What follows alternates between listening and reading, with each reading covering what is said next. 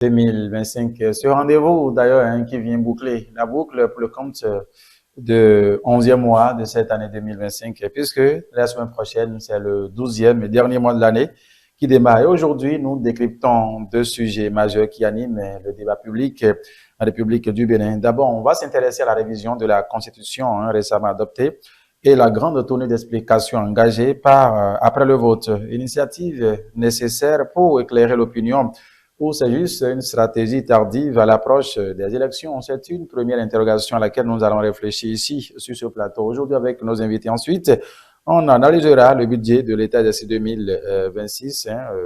Est-ce que cela répond réellement à l'ampleur des défis sociaux émergents dans le pays actuellement? Mesdames et messieurs, voilà les deux principales interrogations. Avec nos invités, nous allons tenter de comprendre les enjeux, les implications de ces dossiers pour la gouvernance et pour les citoyens. Studio avec nous ce dimanche, dernier dimanche du mois de novembre, je disais à l'entame, nous avons la présence de Moubarak Assombolo. Il est le directeur de publication du quotidien Le Meilleur. Il est déjà là avec nous ce matin. Moubarak, bonjour. Bonjour Mathieu, bonjour chers confrères, bonjour téléspectateurs de VTL. Merci pour votre disponibilité ce dimanche. C'est moi qui vous remercie, c'est toujours un plaisir d'être parmi vous.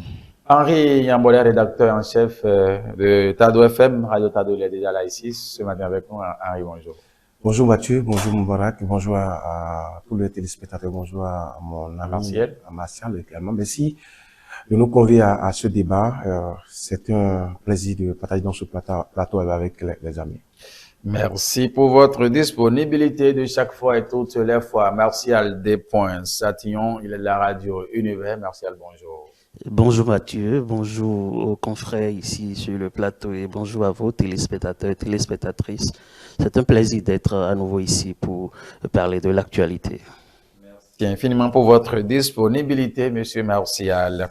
Mesdames et messieurs, je vous le disais, depuis le 23 novembre 2015, le gouvernement et les partis politiques qui soutiennent son action Parcours Bénin pour expliquer au public, sinon aux citoyens, les changements introduits par la récente révision constitutionnelle, une démarche pédagogique destinée à éclairer les citoyens sur les motivations, la portée et les bénéfices institutionnels de cette réforme adoptée par l'Assemblée nationale le 15 novembre 2025.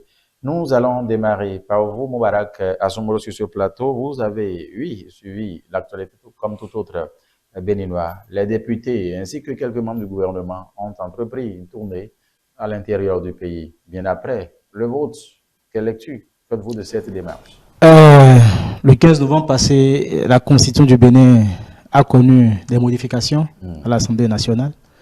Et les députés et les membres du gouvernement, de la majorité présidentielle, ont décidé de partir quand même vulgariser cette nouvelle constitution, même si elle ne change pas la République, comme ils l'ont dit, aller vulgariser cette nouvelle constitution aux populations béninoises.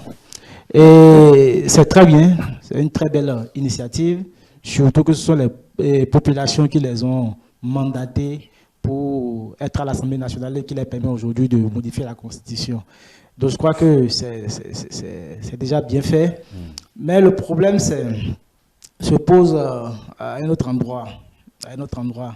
Vous savez, notre loi fondamentale a subi des modifications vraiment intéressantes, et pas comme par le passé avec des modifications un peu superficielles. Cette fois-ci, les députés ont touché le cœur de la Constitution, c'est-à-dire ils sont passés d'un quinquennat à un septennat. Je crois que ce sont des trucs vraiment nouveaux qu'il faut aller vulgariser aux populations. C'est ce qu'ils sont en train de faire actuellement. Maintenant, le timing, moi je vais beaucoup plus m'attarder sur le timing. Vous savez, la Constitution a été révisée le 15 novembre, comme je l'ai dit, nuitamment, bien sûr. Et les Béninois spéculaient sur le Sénat qui devait être créé. Donc, c'est au petit matin que les gens ont découvert la nouvelle constitution avec les nouveaux trucs qui ont été introduits, comme le Sénat, bien sûr, mais également le septennat. Et c'est là je vois que je parle de timing. Vous savez, ces députés-là, ces membres de la majorité gouvernementale, de la majorité présidentielle, les députés qui ont fait cette modification pouvaient le faire en amont. C'est-à-dire quoi? Expliquer tous ces trucs-là d'abord aux populations prendre l'aval des populations, des citoyens, avant d'aller faire ce vote. Maintenant, s'ils ne l'ont pas fait, qu'ils ont estimé qu'il faut le faire après avoir voté, ils savent bien pourquoi ils l'ont fait. Donc, je m'en arrêter d'abord là. Je crois que lors du deuxième passage, je vais beaucoup plus aller dans le fond. Merci à vous pour cette première prise de parole sur ce plateau aujourd'hui. Henri Yamodé, les députés et quelques membres du gouvernement ont tourné d'explications depuis le 23 novembre dernier. Vous avez suivi une tournée qui intervient juste après le vote de notre nouvelle constitution à l'Assemblée nationale. Absolument. Merci beaucoup Mathieu. Merci à Moubarak. Mais avant de rentrer dans le vif du sujet, je voulais donc bien rendre hommage à Mathieu Kérékou, puisque aujourd'hui, c'est le 30 novembre et en 30 novembre 1975, il avait changé donc le nom de notre pays. C'est une date forte qu'il faut peut-être rappeler donc à la nouvelle génération, que c'est une date également qui rentre dans l'histoire de notre cher beau pays, le Bénin. Et c'est cette date que vous avez choisie également, qui coïncide avec ce dimanche pour parler donc de notre constitution, notre loi fondamentale. D'accord? Et l'acte posé, bien sûr, par les députés, qui consiste donc à aller au-devant donc des citoyens pour leur expliquer les réformes, les innovations, les changements qui ont été opérés donc au sein donc de cette constitution-là. Oui, Moubarak a rappelé que la nuit donc du 15 novembre a été cette une-là, une nuit exceptionnelle, qui a connu donc le vote de cette loi-là. Mais il faut rappeler que la Constitution elle-même prévoit les mécanismes donc, de sa révision. Nous avons deux mécanismes. Pour en venir donc à votre il y a deux mécanismes. Il y a qu'on peut faire la consultation populaire si on veut passer donc au référendum. Et donc la consultation populaire permet bien évidemment d'aller au-devant donc des populations pour aller recueillir leurs réactions, leurs sentiments, leurs avis sur les réformes qui sont annoncées là, que ce soit le Sénat, que ce soit les 7 ans, que ce soit la trêve politique, que ce soit d'autres choses qui ont été insérées donc dans cette constitution. Mais il est constaté que quand on enclenche avec l'opération de consultation populaire, ça prend assez de temps. Et donc parce que il faut aller toucher toutes les couches sociales. C'est pas seulement les journalistes qu'il faut aller toucher pour prendre leur avis, il faut aller toucher les maçons et tout le reste. Donc cette période qui est consacrée donc est longue. Et donc les députés ont choisi, opté pour le deuxième mécanisme, qui est que dès que dans la majorité à l'Assemblée nationale, on peut passer donc au vote pour modifier cette constitution-là. Mais il y a quelque chose qui est fondamental. Dès que la constitution a été votée, et après, si vous observez bien, vous avez compris que les 2 premières semaines après le vote, il y a eu assez de polémiques. Quand je prends par exemple la trêve politique, il est dit tout simplement, et Moubarak et moi, on a fait ce débat ici, même sur ce plateau, sur les spéculations qui étaient en cours, parce que tout simplement, le texte n'était pas rendu public et aucun citoyen n'avait cette opportunité de dire exactement ce qui était mis dans les innovations, contenu dans les innovations. Et donc, il y avait cette polémique-là. Mais quand même, ça a été voté. Donc, il fallait que on pose un acte qui soit même un acte qui pourrait, si vous voulez que j'utilise ce thème-là, qui aille dissiper les inquiétudes des citoyens et des populations. On dit nous-mêmes également. Parce que il est dit tout simplement que le Sénat qui a été créé là, Patrice Talon l'a créé parce que il souhaite rester au pouvoir et il a laissé le pouvoir à Robert Wadahi, mais il reste dans l'antichambre pour diriger. Vous comprenez? Bien sûr, non, suivant. Il y a trêve politique, on dit non, on veut pas que les populations, que les gens critiquent désormais le gouvernement. Et donc, si vous critiquez le gouvernement et tout le reste, il y a tout ce qui a été dit autour de cette affaire-là. C'est parce que tout simplement, on veut. Et donc, il y avait beaucoup de polémiques. Il y a également de l'intoxication qui était au cœur même des échanges. Donc, il fallait quand même donner cette opportunité-là aux populations de comprendre. C'est pourquoi moi, je justifie peut-être cette tournée d'appropriation. Moi, je parlerai pas de sensibilisation, d'explication, d'appropriation des citoyens de cette nouvelle modification qui a été apportée donc à la loi fondamentale. C'est vrai, tout le monde est d'accord sur le fait que c'est pas une loi ordinaire. c'est bien évidemment la loi fondamentale, la loi qui régit le pays. C'est sur ça que reposent même les fondamentaux de notre République. Mais ce qui est bon, c'est que on n'a pas encore promulgué cette loi avant d'aller faire la tournée. Peut-être la suite va nous permettre, monsieur, d'évoluer dans d'autres méandres de cette démarche-là. Merci à vous, Henri. Vous avez suivi, en tout cas, les co-débatteurs. Par rapport à cette question, l'initiative, l'appréciation, qu'est-ce que vous en dites? Alors, les députés, les ministres qui sont allés sur le terrain, qui sont allés rencontrer les populations pour leur expliquer les tenants et aboutissants de cette révision qui a été initiée et effectuée. Je pense que ils sont dans leur élément, ils sont dans leur droit, et s'ils ne le font pas, c'est bien sûr bien la toile, c'est bien sûr les réseaux sociaux qui le feront à leur place, et ça a déjà commencé à travers les polémiques et à travers tout ce que nous avons entendu, à travers tout ce que nous avons vu sur les réseaux sociaux. Donc, il est quand même important qu'ils aillent vers ces populations pour aller leur expliquer ce qui est réellement contenu dans la mouture qui a été adoptée, dans ce qui a été voté par les députés. Ce n'est pas la forme qui est en question, mais plutôt le contenu du texte et la manière dont les choses vont se faire désormais, et aller vers les populations pour aller leur faire comprendre ce qui est inscrit dans ce texte. C'est bien sûr aller faire une sorte de service après-vente pour aller leur faire comprendre ce qui en est désormais, ce à quoi il faut s'attendre désormais, ce à quoi la population doit s'entendre désormais.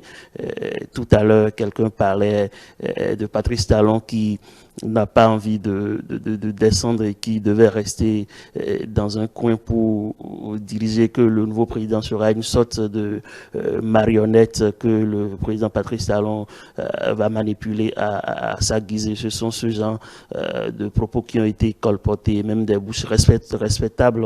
On dit sur certaines chaînes, même des chaînes internationales, que c'est parce que le président Patrice Talon ne veut pas quitter les affaires qu'il a initié cette révision afin de rester là pour pouvoir diriger de sorte que le nouveau président puisse perdre ses prérogatives, alors qu'en réalité, les prérogatives du chef de l'État n'ont pas été touchées. Quand vous regardez ce qui a été modifié, personne n'a touché les prérogatives du chef de l'État. Le chef de l'État, c'est le chef suprême des armées, c'est le chef de l'exécutif. Rien de tout ça n'a été touché. D'ailleurs, le Sénat qui a été créé n'a aucune prérogative concernant, qui s'assimile un peu aux prérogatives du chef de l'État, à part le fait que le Sénat a son mot à dire désormais en ce qui concerne les lois qui seront votées. Donc les populations ont besoin d'être informées, les populations ont besoin de savoir réellement ce qui est contenu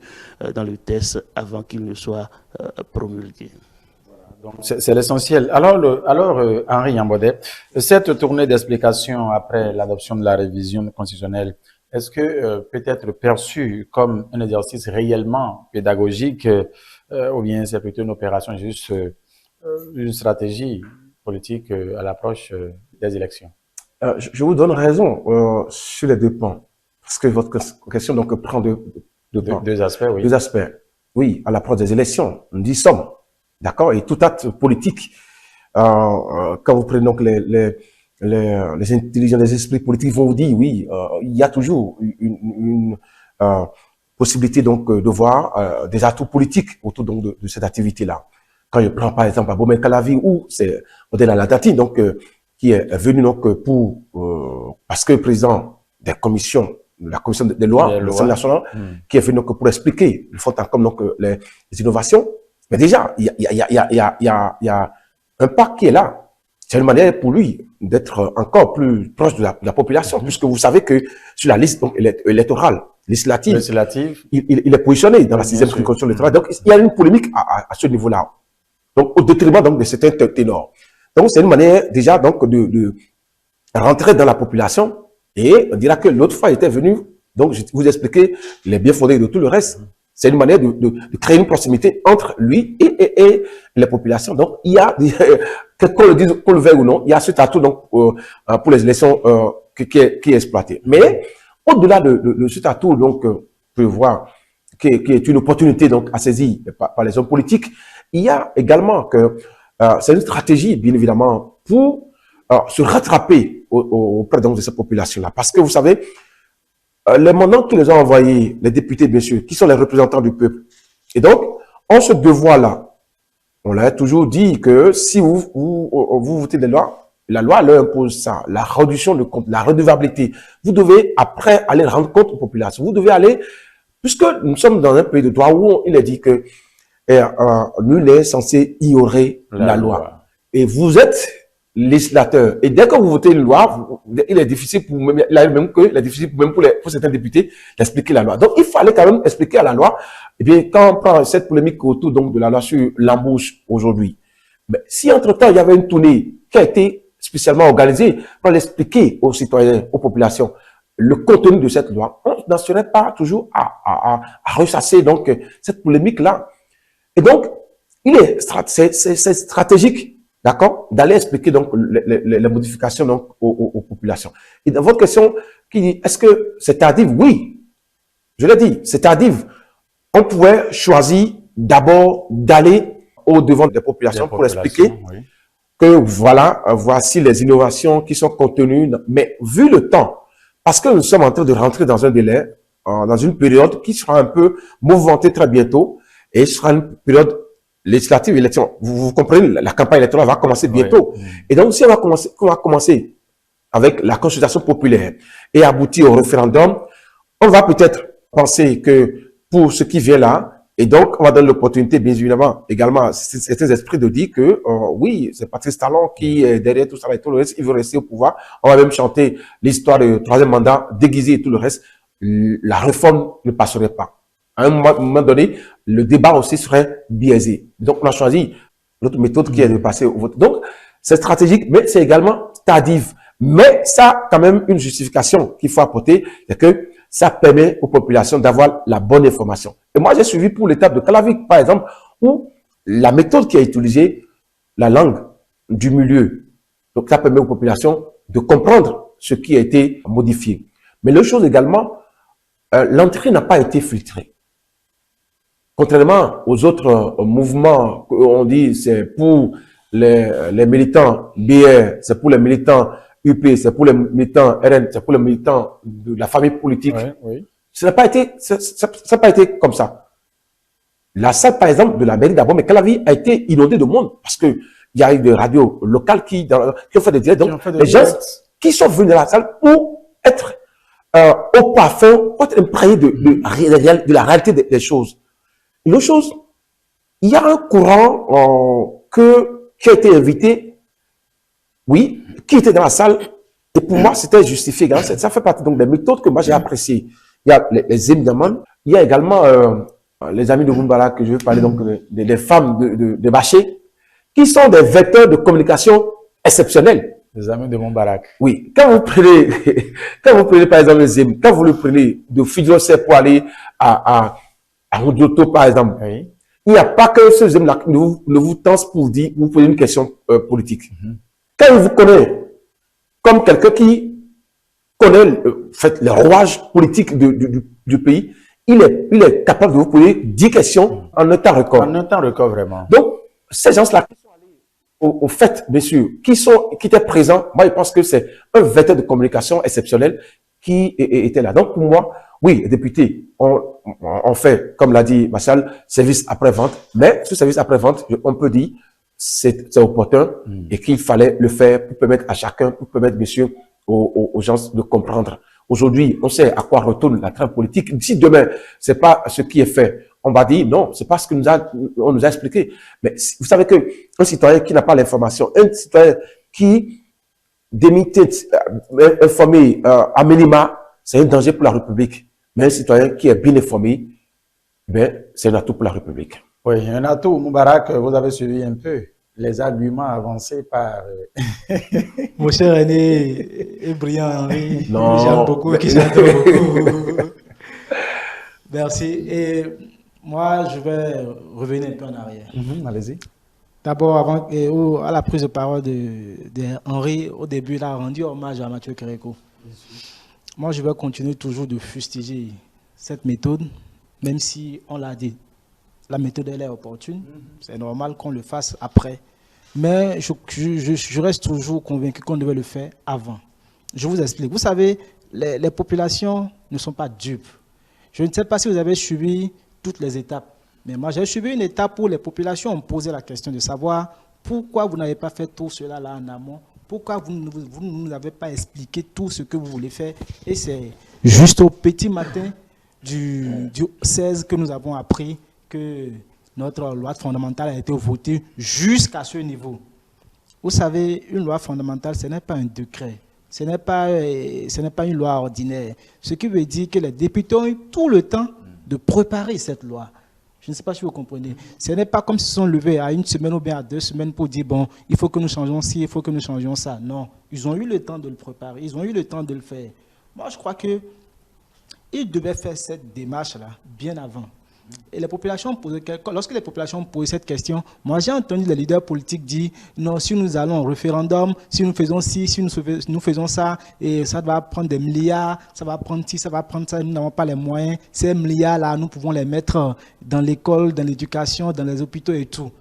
Mais moi j'ai commencé par rire, j'ai chuchoté de mon siège. Je vais vous expliquer pourquoi. Vous savez, en 90, lorsque le peuple est allé à la conférence et au référendum plus tard, nous savons tous dans quelles conditions notre pays était. Le Bénin était économiquement à terre. Les congressistes, les délégués qui ont travaillé à la conférence et qui ont travaillé sur la nouvelle constitution, ils étaient près de 500. Moi, j'aurais pu quand même dire que ces 500-là étaient issus des syndicats, des partis politiques, naissantes, les partis politiques, les religieux, la société civile. En tout cas, toutes les couches de notre société étaient presque présentes à ce congrès-là. Près de 500. Moi, je pourrais estimer que ces 500-là suffisent déjà pour adopter la loi qu'on avait votée, la nouvelle loi. Mais non, ils ont dit non, allons au référendum. Dans ces conditions économiques, ils ont réussi à aller au référendum. Mais aujourd'hui, que le Bénin est presque premier partout économiquement, qu'on nous dise qu'on ne peut pas aller au référendum sur le passage de 5 à 7 ans ou bien sur tous les changements. Vous savez, les changements qui ont été menés dans la Constitution, ce ne sont pas des changements légers. On parle de trêve politique. On quitte du quinquennat au septennat. Je ne sais pas. On parle de Sénat. Ce ne sont pas des réformes ordinaires, ce n'est pas simple. C'est des trucs vraiment qui engagent le pays dans tout un nouveau truc. Je vais vous raconter encore une autre histoire. En France, lorsque Jacques Chirac appelait en 2002, et en 2000 a passé du septennat au quinquennat, c'est vrai que c'est l'Assemblée nationale qui avait adopté cette loi. Mais non demeure. Chirac a fait quoi? Il est parti encore au référendum pour légitimer cette loi qu'il vient de voter. Et il a eu raison parce qu'à 73%, les gens ont dit oui, nous sommes d'accord que nous passons du septennat au quinquennat. Alors que ces gens avaient expérimenté le septennat après de près de 150 ans, après de 130 ans d'années.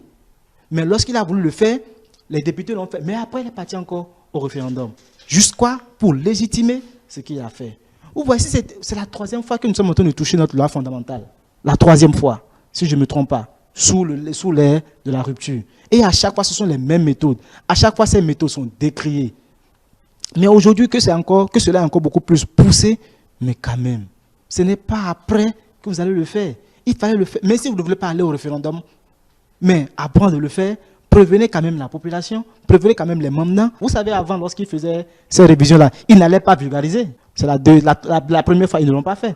Donc si cette fois-ci, ils ont pris la peine de le faire, je ne sais pas si c'est parce que ça coïncide avec les élections, mais quand même, c'est inquiétant parce qu'on dit, ils se sont rendus compte que ce que nous avons touché là, c'est trop profond pour que nous n'expliquions pas à nos concitoyens.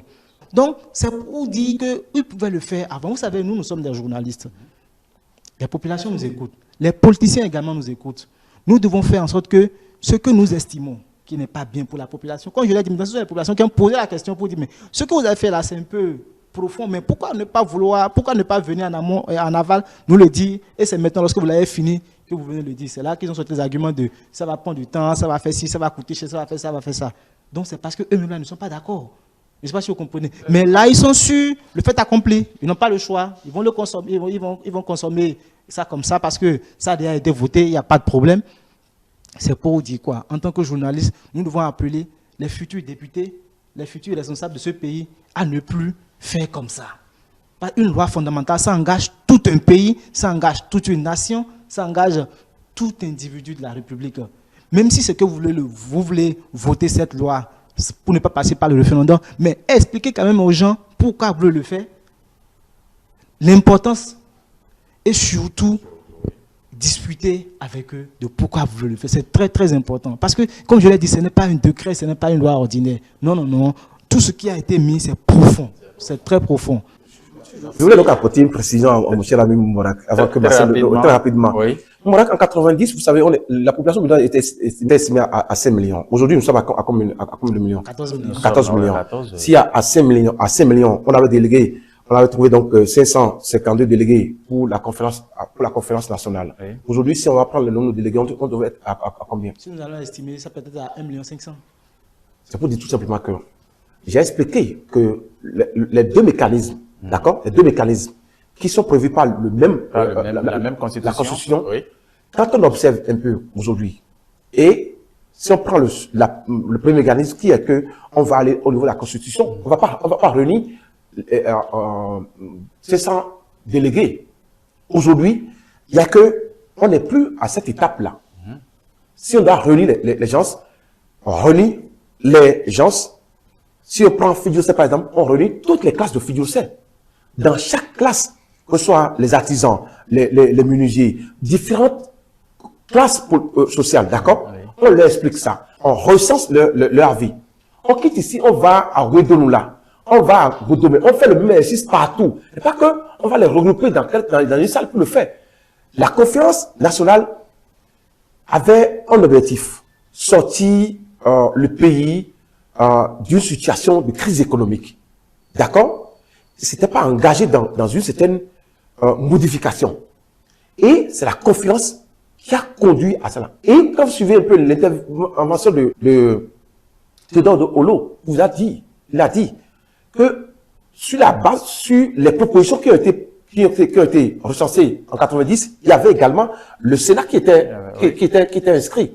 Et pourtant, parce que quand les gens se sont dit, actuellement, aujourd'hui, nous n'avons pas la possibilité donc de supporter ceux-là qui sont dans le Sénat, parce que le pays est économiquement à terre. Et donc, c'est nous. Quand on fait la lecture à ce niveau-là, on dit ça que quand le pays sera économiquement bon et peut tenir, on peut passer à cette étape. On peut passer à cette étape. Moi, je fais cette petite lecture-là. Donc, c'est l'étape que le pays, parce que vous avez dit que le Bénin, c'est vous, je vous reprends votre mot, que le Bénin est premier économiquement dans tous les domaines. Oui. Le Bénin est premier dans tous les domaines. Si le Bénin est économiquement premier dans tous les domaines, c'est-à-dire que le Bénin peut supporter aujourd'hui donc le Sénat. Tranquillement. Oui, pardon. C'est que, pardon. Martial, une seconde. Vous savez, je ne le dis pas parce que économiquement ou bien démocratiquement, nous ne pouvons pas supporter le Sénat. Je ne nie pas tout ce qui a été fait. Hein. Je ne nie pas. C'est la méthode, moi, je déplore. La méthode. Oui. Et quand je dis qu'économiquement, et comment on l'appelle, le Bénin était à terre, mais aujourd'hui, le Bénin est économiquement premier partout. Je ne le dis pas, c'est pas moi qui le déclare. Ce sont les institutions qui le déclarent. Attendez. Non, lorsque ces députés-là vont dire que c'est parce que cette société-là avec nous. Oui, je ne refuse pas. D'être dans un pays. Lorsque. Aujourd'hui. Lorsque. Moi, je dis que je ne dénie pas tout ce qui a été fait. Tout ce qui a été fait, je les accorde, c'est pas un problème. Ça va faire avancer le pays, il n'y a pas de problème. Ce que je dis, c'est la méthode. Et quand je dis que. Aujourd'hui, lorsqu'il dit que tous d'accord. Mais est-ce que ça bien d'aller toutes ces milliards-là qui disent que normalement que ça pourrait servir des écoles, il dit mais que l'argent n'est pas disponible. Il dit mais en 90 là, il n'y avait pas d'argent, mais on a pu le faire. Mais aujourd'hui, comme nous sommes. Il y avait une volonté populaire. Mais aujourd'hui, comme nous sommes. Voilà. Est-ce qu'il y avait une volonté populaire? Il faut susciter ça. Il y a une volonté qui était derrière. Susciter cette volonté. Henri Moubarak, permettez-moi. Vous disiez que le Gari était Nivakin. Vous savez ce qu'on appelle Nivakin en ce temps? Vous ne savez pas, Nivakin, c'est très jamais. C'est que c'est difficile de trouver un Gary Togolo en 90, 89. C'est pas ça. C'est pas ça. C'est pas ça. Vous avez connu la blanche. Vous avez connu la blanche. C'est pas comment. Voilà. Donc c'est. Ça, Satignon, vous avez suivi en tout cas ce débat. C'est l'esprit de 30 novembre qui fait revenir ce débat de 90. C'est bien. Vous les avez suivis, hein, merci. Et Moubarak qui estime que oui, la méthode, c'est bon, mais c'est venu un peu en retard parce que une première fois, tel n'a pas été le cas. Une seconde fois, nous n'avons pas assisté à cela. Est-ce que c'est la sensibilité justement de ce qui a été fait? Et cette fois-ci, qui oblige les parlementaires et autres à aller sur le terrain? Et dans ma première intervention, je parlais des réseaux sociaux qui pourraient aller informer la population, oui, qui pourraient informer la population, voilà, se substituer aux parlementaires, faire leur job à leur place, voilà. Et je ne pense pas que ça soit le moment qui les amène, qui les envoie vers les populations. Je pense que c'est d'abord leur envie, voilà, de rendre compte et d'éteindre la polémique qui s'est enflée, la polémique qui est en train d'étendre ses tentacules depuis que cette constitution a été modifiée. Le mécanisme par lequel la Constitution a été adoptée est prévu par la Constitution elle-même, et en le faisant par voie parlementaire, la Constitution ne dit pas forcément qu'il faut repartir vers les populations, qu'il faut passer une deuxième fois par un référendum. Quand c'est adopté par les députés, ça voudrait dire que c'est fait point barre, et ça n'oblige pas les députés à aller vers les populations. Si les députés vont vers les populations, c'est parce que les députés pensent qu'ils sont dans l'obligation d'aller vers les populations et aller leur expliquer réellement ce qui est contenu dans la nouvelle constitution. Maintenant, qu'on dise qu'en 90, ça a été adopté par référendum et qu'aujourd'hui, on a besoin d'aller forcément, on a forcément besoin de procéder par référendum, je pense que c'est faire fausse route, parce qu'en 90, la situation économique, politique, ce n'est pas la même que ce que nous vivons aujourd'hui. Il a tout à l'heure parlé du Bénin qui est économiquement premier sur le continent, même politiquement, il y en a qui nous envient. Hein. Il y a des pays de la sous-région, même à l'international, qui nous envient, malgré que certains pensent que notre démocratie aujourd'hui est en berne. Il y a des pays qui nous envient, qui ont envie d'entendre leur président dire qu'il ne sera plus candidat parce que la Constitution limite cette possibilité, parce que la Constitution interdit qu'il puisse aller à un troisième mandat. Il y a des pays qui veulent entendre leur président le dire de cette façon. Donc, on est envié. Au Togo, tout près ici, il y a certaines populations du Togo qui nous envient. Donc, je pense que la période, elle n'est pas la même. Les réalités que nous vivons aujourd'hui ne sont pas les mêmes que celles que ceux qui étaient là pendant que les travaux ont conduit à la révision de la Constitution.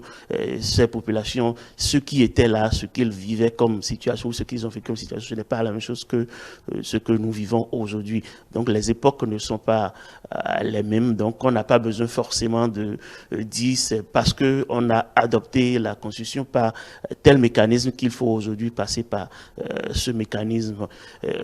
Je ne suis pas en train de balayer d'un revers de main les critiques qui sont formulées. Non, c'est légitime parce que tout le monde est citoyen, tout le monde a envie de donner son point de vue, tout le monde a envie, voilà, de dire j'ai mon mot aussi à dire. Oui, tout le monde a son mot à dire, mais du moment où les députés ont été mandatés par le peuple, ils représentent le peuple, donc ils sont habilités à agir à la place du peuple, quitte à peut-être après aller les voir pour dire vous m'avez mandaté, vous m'avez légitimé pour agir à votre place, et voilà ce que j'ai posé comme acte, voilà ce que j'ai fait.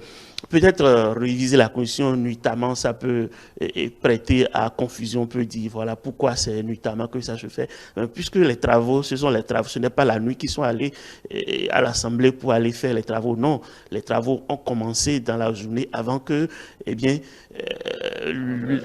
voilà, avant que la nuit suprême et avant que peut-être ces faits de coupure d'électricité et autres qui sont intervenus avant que ça ne vienne. Et même ceux qui, sur les réseaux sociaux, sur la toile, même dans certains médias de la place, crient que voilà, il y a eu coupure. C'est pendant cette coupure que des urnes ont été modifiées, que des bulletins ont été insérés dans les urnes. Pourquoi ces personnes-là n'ont pas pris des images pour étayer ce qu'ils disent, pour étayer leurs propos? Et aujourd'hui, à l'international, il y en a qui disent que c'est pendant cette période-là que ça a été tripatouillé, qu'il y a eu trucage, qu'il y a eu ci, qu'il y a ça, parce que la majorité ne disposait pas assez de députés pour pouvoir procéder de cette façon à la modification de la loi fondamentale. Je pense que tout ça, tous ces propos ont amené les députés à aller vers le peuple, à aller leur expliquer peut-être qu'ils auraient pu attendre les campagnes, pendant la campagne électorale pour le faire, mais le fait déjà que les réseaux sociaux fassent le travail à la place des députés les a amenés tout de suite à dire il faudrait combattre le fait quand il est joué, il faudrait qu'on aille vers les populations pour aller leur expliquer ce qu'il y a réellement dans cette loi fondamentale, afin que ce qui est dit ça et là ne puisse pas, que les populations ne puissent pas prendre ce qui est dit là pour agent comptable, mais plutôt écouter la version de ceux qui sont sur le terrain, de ceux qui étaient en pôle position pendant que les travaux s'effectuaient à l'Assemblée nationale. Oui, Moubarak veut prendre la parole, mais excusez, je vais revenir à vous, excusez-moi. Vous avez dit, Martial Satillon, que oui, la condition ne prévoit pas qu'après avoir voté, modifié et tout, il faut repartir voir les populations. Mais qu'est-ce qui a obligé les députés cette fois-ci? Si on ne rejoint pas peut-être Moubarak quelque part, qui estime, oui, qu'en temps normal, ils n'ont pas besoin de le faire. Et comme ils ne l'ont pas fait jusqu'à cette étape, qu'est-ce qui les oblige à le faire? Si ce n'est pas peut-être une méthode anticipative justement des élections qui s'annoncent. Oui, c'est possible que ce soit une méthode anticipative des élections qui s'annoncent, mais je pense quand même que c'est parce que la réalité a été travestie, c'est parce que des gens ont parodié sur les réseaux sociaux les faits, ont parodié la réalité, que ces députés se sont dit il faille qu'on aille vers les populations pour aller leur expliquer ce qui s'est réellement passé. Sinon, quand nous allons revenir pendant les campagnes électorales, mais bien ceux-là qui nous ont envoyés à l'Assemblée vont se dire pendant que ça criait sur les réseaux sociaux, pendant que les gens disaient vous n'avez pas démenti, vous n'êtes pas venus nous voir pour nous expliquer ce qui s'est passé, mais vous voilà aujourd'hui parce que vous avez besoin de nos suffrages, et bien vous êtes revenus nous voir pour nous amadouer encore une nouvelle fois. Non, je pense quand même que c'est l'urgence du moment qui les a amenés à aller voir la population, sinon rien ne les presse pour aller expliquer. Si nous aurions pu attendre que le chef de l'État promulgue la loi afin de peut-être vulgariser la loi dans nos différentes, avant de vulgariser la Constitution dans nos différentes langues locales, afin de mettre cette loi fondamentale à disposition des populations pour que les populations s'en imprègnent avant qu'eux-mêmes n'aillent sur le terrain pour aller discuter avec la population. Oui, Moubarak, vous prenez la parole. Oui, je voulais simplement attirer l'attention de mes confrères sur une chose. Allez-y. Vous savez, supposons aujourd'hui que demain encore les députés se rassemblent et votent une loi pour dire désormais le président de la République fait 15 ans au pouvoir, bien 50 ans au pouvoir. Nous allons encore dire que c'est leur prérogative, c'est la Constitution qui le leur permet, ils peuvent le faire comme ils le veulent. En nous le cachant, c'est-à-dire quoi? Ils nous le cachent, on se réveille juste le matin, on voit ça comme ça. Mais nous allons nous offusquer. Le pays va s'embraser. C'est la méthode, il faut fustiger aujourd'hui. Il ne faudrait pas que nos futurs députés le fassent. Ce n'est pas bien. Ce n'est pas bien. Vous savez, qu'est-ce qui les empêchait, par exemple, même s'ils ne voulaient pas faire le tour, de mettre à disposition les tests pour que les gens font le débat, chacun dans sa main, chacun sur le plateau, et que nous fassions le débat. Et ils viennent nous donner juste une portion sur laquelle tout le monde fait des spéculations, juste le Sénat. Il y a aussi la trêve politique. Oui. Oui. Mais mettez à disposition du peuple tout le test. Mais si vous ne pouvez pas faire une tournée pour expliquer, vous ne voulez pas aller par référendum, mettez quand même le test à disposition. Les gens vont lire, chacun va donner ses idées de toutes les manières possibles. Je ne sais pas si vous comprenez. Mais lorsque vous le faites comme ça, c'est ça qui n'est pas bien. Le Bénin, ça appartient pas à 106 députés, mais 104 députés. Non. Le Bénin appartient à 14 millions de personnes. Mais si vous ne voulez pas le faire par référendum, vous avez la majorité au pouvoir, peu importe la situation, ça va passer, il n'y a pas de problème. Mais quand même, permettez aux gens de savoir ce qu'il y a dans le test et de ne pas le faire de façon secrète et venir après nous dire, nous avons fait ça. Si nous l'encourageons, c'est comme si Dieu l'a dit, demain, il peut se lever et dire, nous avons le quitus du peuple, c'est le peuple qui nous a mandaté, nous pouvons changer la constitution. À partir d'aujourd'hui, un président fera 50 ans au pouvoir. Nous allons encore dire quoi en ce moment? Les 109 députés ont été élus. C'est ça que je dis. Nous allons dire quoi en ce moment? Ils agissent au nom du peuple. Oui, nous allons dire quoi en ce moment? Et l'imbroglio qu'il y avait au sein de l'opposition était une opportunité qu'il fallait saisir, était quelque chose, c'est comme si l'opposition leur donnait une passe décisive et il fallait marquer le but. Donc ils ont profité de ce caviar-là que l'opposition leur a fait pour pouvoir marquer le but. Comme je l'ai dit, ils ont besoin de quelques députés de l'opposition pour pouvoir le faire. Et déjà que dans le camp de l'opposition, il y a cafouillage, mais il faut profiter et c'est l'occasion qu'ils ont saisie pour pouvoir modifier la Constitution à ce moment précis-là. Je ne dois pas encourager ça. Oui, la manière, la stratégie, le mécanisme n'est pas anticonstitutionnel. Il faut qu'on soit d'accord sur ce fait-là. Il faut qu'on... Plusieurs lois ont été votées, mais les gens n'ont pas spéculé, les gens n'ont pas fait ci. Écoutez, s'il vous plaît, il y a deux choses. D'abord, on a fait le débat ici avec Moubarak. On a dit que, à défaut d'avoir une information officielle, on laisse couler donc à la spéculation. On l'a dit, et ça a été clair. D'accord? Et oui, on a dit que on n'a pas eu à toucher du doigt le contenu. Oui, le contenu, il a dit. Mais cette polémique-là qui a eu depuis l'annonce de la révision jusqu'au vote, comme vous parlez de vote, il y a beaucoup de lois qui ont été votées notamment et qui engagent les citoyens. Il y a beaucoup de lois qui ont été votées notamment et qui engagent les citoyens. C'est pas la pilote qui, moi, m'importe aujourd'hui. C'est même pas d'ailleurs.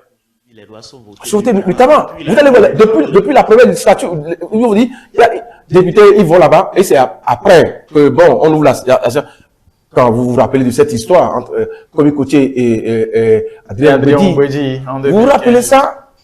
Ce qui s'est passé, on est resté de la nuit. Et c'est la nuit tardive, au moment où tout le monde dormait. D'accord? Écoutez, non, c'est pas la période de la nuit qui est... Je ne parle pas de la période. Attends. Mais il y a deux choses. Il y a deux choses. Oui. Aujourd'hui, on a dépassé l'étape donc on avait décrié ça sur ce plateau. Le débat a évolué pour moi. Le débat a évolué. Parce que l'acte a été posé. Il faut qu'on arrive à dissiper les inquiétudes. Il faut qu'on arrive à dissiper les inquiétudes par rapport à cet nombre de réformes qui ont été portées. Je prends par exemple la traite politique. Tout ce que nous avons appris, c'est que toi et moi, Martial et tout le reste là, n'avons pas le droit de critiquer désormais le gouvernement. Mais il fallait quand même qu'on ait la bonne information. Qui devait nous accorder la bonne information? Ceux qui ont voté. Donc la tenue est justifiée. C'est tout. On est à ce niveau-là. Est-ce que... C'est pas... La Constitution ne l'impose pas. Il n'y a pas... Il faut qu'il y ait un service après-vente. Je préfère qu'on encourage les députés à aller dans ce sens-là. Parce que si on doit, par exemple, la loi sur le bail, par exemple, vous savez que il y a eu des mesures très modernes qui ont été apportées dans cette loi. Mais jusqu'à aujourd'hui, c'est pas vulgarisé. Si c'est vulgarisé, chacun des citoyens auront une idée de ce qui leur revient comme devoir et droit. Et droit. Quand ils parlent la loi sur... Tu vas parler de la loi sur l'embauche? Non, pas sur l'embauche. Il y a une loi là qui interdit, par exemple, que toi et moi, nous ne devons plus faire comment on appelle ça, d'élevage à grande échelle à l'intérieur d'une maison. Parce que les conséquences sanitaires sont énormes. Mais si, par exemple, à côté de ma maison, il y a quelqu'un qui passe, par exemple, parce qu'il a de l'argent et qui demande aux gens qu'on lui apporte 1000 têtes de poulet et qu'il commence l'élevage à côté de toi, toi qui es son mitoyen, ta santé est en jeu. D'accord? Est-ce que les citoyens savent que ils peuvent aller voir le commissaire pour dénoncer? Parce que cette loi n'a pas été, par exemple, vulgarisée. Quand je vais sur la balance, je dis, le fait d'aller au devant des citoyens, vous pouvez qualifier de bancal tout et tout, les démarches qui ont été faites. Sur la question de tourner, il fallait quand même qu'ils aillent au devant des citoyens et d'expliquer. Henri, est-ce que cette mesure, est-ce que cette mesure tardive peut en tout cas permettre de rassurer véritablement les citoyens et restaurer la confiance autour du processus? C'est un engagement démocratique, d'abord, d'accord? C'est également une manière d'avoir de créer un couloir de démocratie participative, d'accord? Parce que dès que les choses ont été votées, dès que vous allez expliquer aux citoyens ce que revêt la traite politique, ce que contient le Sénat, ce que contient, par exemple, comment vous appelez ça, le fait de ne plus, la transhumance politique, d'accord? Ce que Soudine a fait. Toi et moi, on a décrié ça, c'est pas bien. Demain, s'il y a quelqu'un de député qui fait ça, il perd son mandat et quelqu'un de supérieur prend sa place.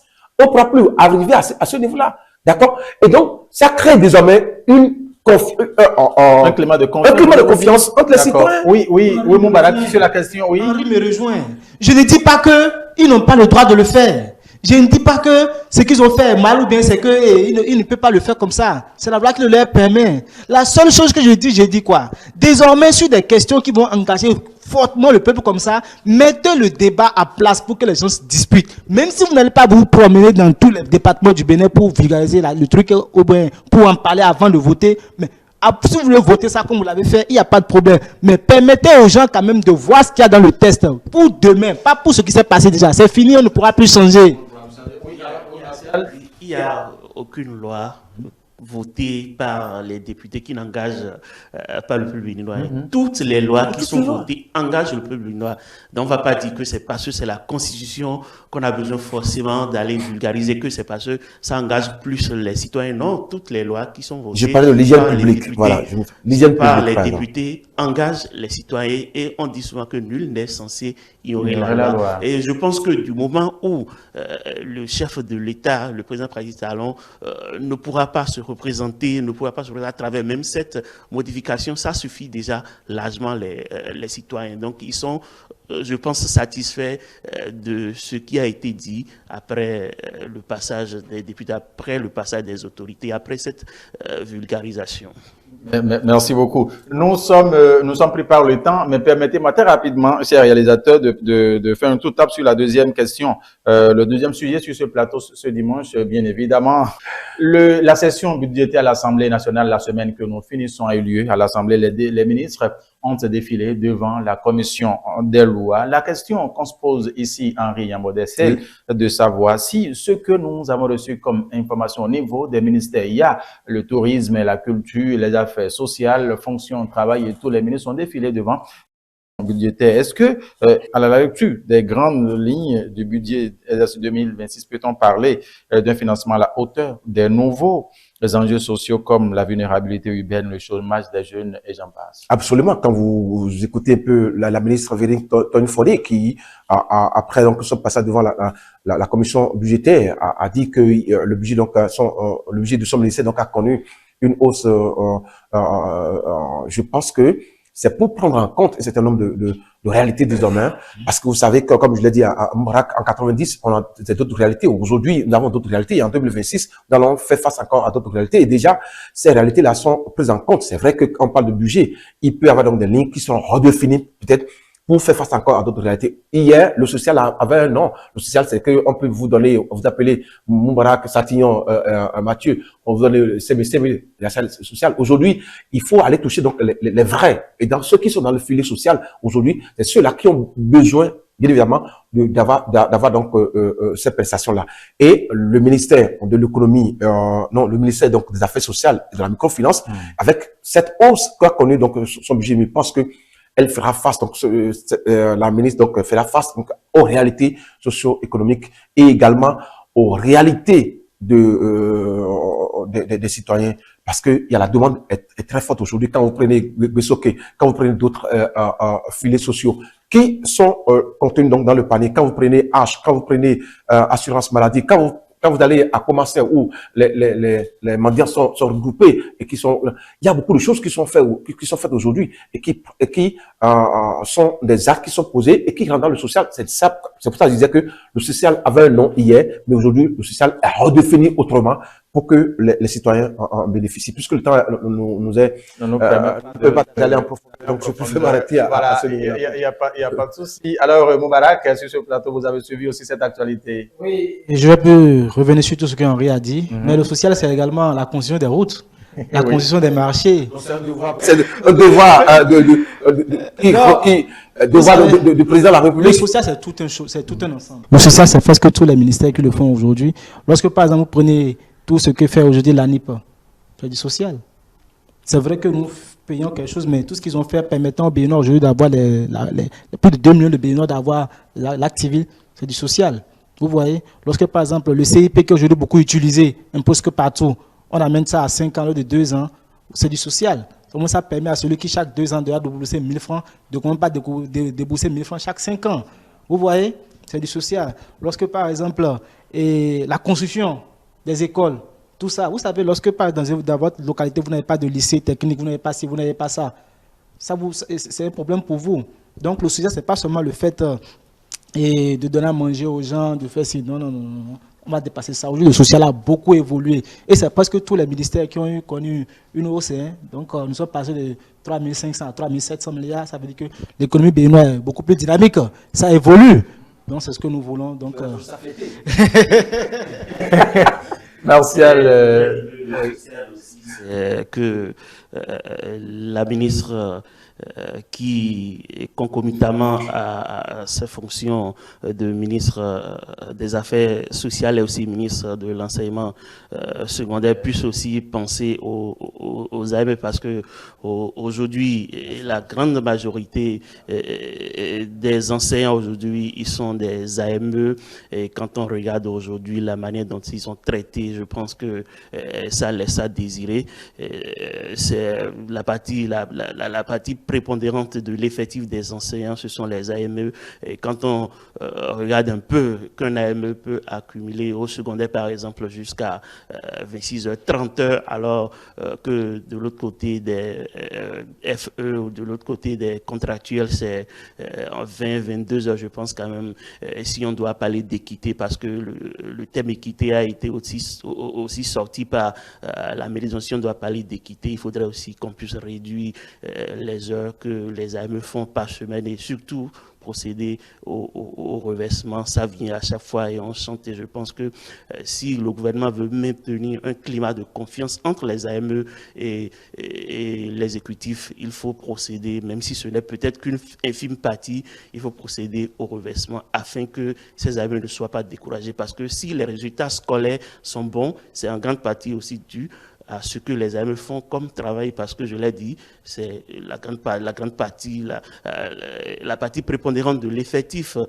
des enseignants, ce sont les AME, et il faut essayer de revoir leur situation, surtout essayer de leur ouvrir un peu les portes de la fonction publique, parce qu'actuellement, ils sont considérés comme des prestataires, et le social, ça doit aussi passer par là, afin que les bouches que les AME nourrissent puissent aussi dire « Ah, le social est venu vers nous ». En guise de conclusion, vous allez conclure. Oui, je vais conclure, dire, et abonder toujours dans le même sens, et dire que si le gouvernement veut, voilà, que les élections prochaines, eh bien, que les AME votent massivement pour eux, eh bien, votent pour les députés, les maires, pardon. Il faut revoir leur situation, parce que n'en déplaise aux grincheux, les AME, ils sont nombreux, ils sont plus de 30 000, et 30 000, ce n'est pas rien. Et même dans les groupes WhatsApp, sur les réseaux sociaux, ça se dit ça et là qu'il faut sanctionner le gouvernement, parce que les AME sont devenus aujourd'hui, des moins que rien sont devenus aujourd'hui, je dirais, le dindon de la farce, et c'est aux AME qu'on ment à chaque fois. Donc il faudrait que le gouvernement puisse prendre en compte cette préoccupation.